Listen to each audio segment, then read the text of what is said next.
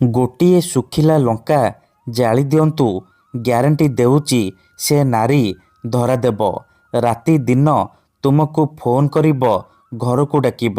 ଆଜ୍ଞା ହଁ, ଆପଣ ସମସ୍ତଙ୍କର ଇଚ୍ଛା ଥିବ ନିଜ ପସନ୍ଦର ଝିଅକୁ ପଟେଇବା ପାଇଁ, ସୁନ୍ଦରୀ ପଡ଼ିଶା ଘର ଭାଉଜକୁ ପଟେଇବା ପାଇଁ, ତାଠାରୁ ନିଜର ମନ ମୁତାବକ କାମ ହାସଲ କରିବା ପାଇଁ।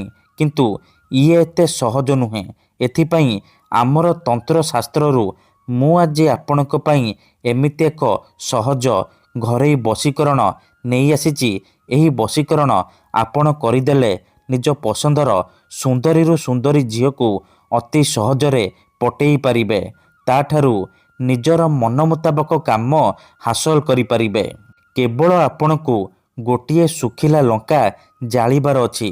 ଏହି ବଶୀକରଣ ଏତେ ଶକ୍ତିଶାଳୀ କି ଏହାର ପ୍ରୟୋଗ କେବେ ବି ଖାଲି ଯାଏନି। ଯେଉଁ ଝିଅ ବା ବିବାହିତା ନାରୀ ପାଇଁ ଆପଣ ଏହି ବଶୀକରଣକୁ କରିଦେବେ, ପ୍ରୟୋଗ କରିଦେବେ, ସିଏ ସେହି ସମୟଠାରୁ ଆପଣଙ୍କର ଗୁଲାମୀ କରିବ, ଆପଣଙ୍କର ସବୁ କଥା ମାନିବ, ଆପଣ ତାକୁ ଯାହା କହିବେ ସିଏ କରିବ। ଯେଉଁ ଝିଅ ଆପଣଙ୍କୁ ଭାव ଦେଉନଥିଲା, ସିଏ ନିଜେ ଆସି ଆପଣଙ୍କ ସହିତ କଥା ହେବ, ଆପଣଙ୍କୁ ଭଲ ପାଉଛି ବୋଲି କହିବ। ସୁନ୍ଦରୀ ପଡ଼ିଶା ଘର ଭାଉଜ ହାତ ଧରିକି ରୁମ୍କୁ ଡାକିବ, ଯାହା ଚାହିଁବେ ତାହା କରିବ। ନମସ୍କାର ଫ୍ରେଣ୍ଡସ୍, ଓଡ଼ିଆ ଫଣ୍ଡା ଚ୍ୟାନେଲକୁ ଆପଣମାନଙ୍କୁ ସ୍ୱାଗତ।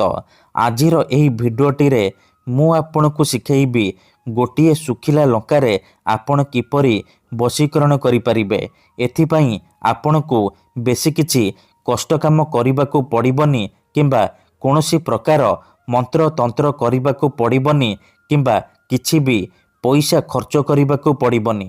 କେବଳ ମୁଁ ଆପଣଙ୍କୁ ଗୋଟିଏ ବଶୀକରଣ ଶବ୍ଦ କହିବି, ସେହି ଶବ୍ଦକୁ ପଢ଼ିକି ଶୁଖିଲା ଲଙ୍କା ଜାଳିଦେବେ। ଏହି ଶବ୍ଦ ହେଉଛି ମୁସଲିମ ବଶୀକରଣ ଶବ୍ଦ। ଏହି ଶବ୍ଦକୁ 7 ଥର ପଢ଼ିକି ଶୁଖିଲା ଲଙ୍କା ଜାଳିଦେବେ। ଗ୍ୟାରେଣ୍ଟି ଦେଉଛି, ଯେମିତି ଆପଣ ଏପଟେ ଶୁଖିଲା ଲଙ୍କା ଜାଳିବେ, ସେ ଝିଅ ବା ନାରୀ ଉପରେ ପ୍ରଭାବ ପଡ଼ିବା ଆରମ୍ଭ ହୋଇଯିବ। ସିଏ ଯେପର୍ଯ୍ୟନ୍ତ ଆପଣଙ୍କ ପାଖକୁ ଆସିନି, ଆପଣଙ୍କ ସହିତ ସମ୍ପର୍କ ରଖିନି, ସେ ଖାଲି ଛଟପଟ ହେବ। ଏହି ବଶୀକରଣ ସାହାଯ୍ୟରେ ଆପଣ ବର୍ଷ ବର୍ଷ ଧରି ଭାଙ୍ଗି ଯାଇଥିବା ପୁରୁଣା ପ୍ରେମକୁ ମଧ୍ୟ ଫେରାଇ ଆଣିପାରିବେ। ଶାଶୁ, ନଣନ୍ଦ, ଦିଅର, ଭାଉଜ କାହାକୁ ବି ପଟେଇ ପାରିବେ। ତାଠାରୁ ନିଜର ମନ ମୁତାବକ କାମ ହାସଲ କରିପାରିବେ। ତେଣୁ ଏହି ବଶୀକରଣକୁ ଆପଣ ଭାବିଚିନ୍ତିକି କରିବେ। ମନରେ କୌଣସି ଖରାପ ଉଦ୍ଦେଶ୍ୟ କିମ୍ବା କୌଣସି ଖରାପ କାମ ପାଇଁ ଶୁଖିଲା ଲଙ୍କାର ଏହି ବଶୀକରଣ କରିବେନି।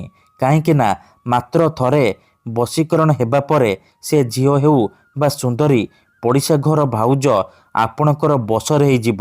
ଆପଣଙ୍କର ସବୁ କଥା ମାନିବ।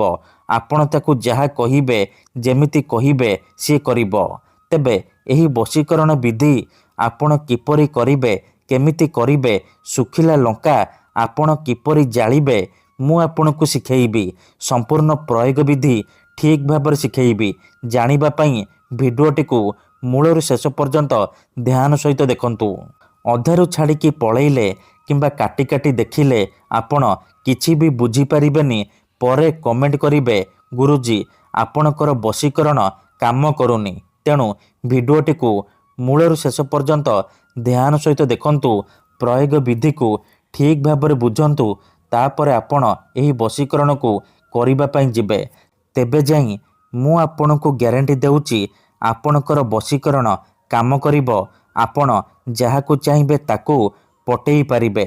ବିଧିଟି ଜାଣିବା ପୂର୍ବରୁ ଆଉ ଗୋଟିଏ କଥା ଜାଣି ରଖନ୍ତୁ। ଯେଉଁପରି ଆପଣ ଭଗବାନଙ୍କୁ ମାନୁଛନ୍ତି, ଭଗବାନଙ୍କ ଉପରେ ବିଶ୍ୱାସ ରଖିଛନ୍ତି, ନିଜର ସବୁ ଦୁଃଖ କଷ୍ଟ ଅସୁବିଧା ଭଗବାନଙ୍କୁ ଜଣାଉଛନ୍ତି, ଯଦି ସେ ଅସୁବିଧାର ସମାଧାନ ନ ହେଲା, ତାର ମାନେ ନୁହେଁ କି ଭଗବାନ ନାହାନ୍ତି। ସେହିପରି ମନ୍ତ୍ରତନ୍ତ୍ର ହୁଏ, ବଶୀକରଣ କାମ କରେ, କିନ୍ତୁ ଏହାକୁ ଆପଣଙ୍କୁ ସିଦ୍ଧ କରିବାକୁ ପଡ଼ିବ। ପ୍ରୟୋଗ ବିଧିକୁ ଠିକ୍ ଭାବରେ କରିବାକୁ ପଡ଼ିବ। ମୁଁ ଆପଣଙ୍କୁ ଯେମିତି ଶିଖେଇବି, ଆପଣଙ୍କୁ ଠିକ୍ ସେହିପରି କରିବାକୁ ପଡ଼ିବ। ତେବେ ଯାଇ ମୁଁ ଆପଣଙ୍କୁ ଗ୍ୟାରେଣ୍ଟି ଦେଉଛି, ଆପଣ ଯେଉଁ ଝିଅ ବା ବିବାହିତା ଭାଉଜକୁ ଚାହିଁବେ ଅତି ସହଜରେ ପଟେଇ ପାରିବେ। ତାଠାରୁ ନିଜର ମନ ମୁତାବକ କାମ ହାସଲ କରିପାରିବେ। ସିଏ କୌଣସି ପ୍ରକାର ବାଧା ଦେବ ନାହିଁ। ତେବେ ଏହି ବଶୀକରଣ ଆପଣ କିପରି କରିବେ ଚାଲନ୍ତୁ ଜାଣିବା। ବିଧିଟି ଜାଣିବା ପୂର୍ବରୁ ଯଦି ଆପଣ ଆମ ଚ୍ୟାନେଲକୁ ପ୍ରଥମ ଥର ଆସିଛନ୍ତି ତେବେ ଦୟାକରି ଚ୍ୟାନେଲକୁ ସବସ୍କ୍ରାଇବ୍ କରି ପାଖରେ ଥିବା ବେଲ୍ ଆଇକନ୍କୁ ମଧ୍ୟ ଦବାଇ ଦିଅନ୍ତୁ, ଯାହାଦ୍ୱାରା ଆମେ ଯେଉଁ ବି ଭିଡ଼ିଓ ଅପଲୋଡ଼ କରିବୁ ସର୍ବପ୍ରଥମେ ଆପଣ ଦେଖିପାରିବେ ଆଉ ତାର ଲାଭ ପାଇପାରିବେ। ତେବେ ଚାଲନ୍ତୁ ଜାଣିବା ଏହି ବଶୀକରଣକୁ ଆପଣ କେମିତି କରିବେ। ମନେ ରଖନ୍ତୁ, ଏହି ବଶୀକରଣକୁ ଆପଣ ଶୁକ୍ରବାର ଦିନ କରିବେ, ସନ୍ଧ୍ୟା ସମୟରେ କରିବେ। ବିଧିଟି କରିବା ପୂର୍ବରୁ ହାତ ଗୋଡ଼ ଧୋଇକି ସଫା ବସ୍ତ୍ର ପିନ୍ଧିକି ଏହି ବଶୀକରଣ ଆରମ୍ଭ କରିବେ। ପ୍ରଥମେ ଆପଣ କ'ଣ କରିବେ, ଗୋଟିଏ ଶୁଖିଲା ଲଙ୍କା ଆଣିବେ ଆଉ ଜାଳିବା ପାଇଁ ଡିଆସିଲି ଆଣିବେ। ତାପରେ କୌଣସି ଏକ ଜାଗାରେ ଚୁପଚାପ ବସି ପଡ଼ିବେ ଯେଉଁଠାରେ ଆପଣଙ୍କୁ କେହି ଦେଖିବେନି କିମ୍ବା ଡାକିବେନି। ତାପରେ ଯେଉଁ ଶୁଖିଲା ଲଙ୍କା ଆଣିଛନ୍ତି ସେ ଶୁଖିଲା ଲଙ୍କାରେ ସେଇ ଝିଅ ବା ସ୍ତ୍ରୀର ନାମ ଲେଖିବେ ଯାହାକୁ ଆପଣ ପଟେଇବାକୁ ଚାହୁଁଛନ୍ତି।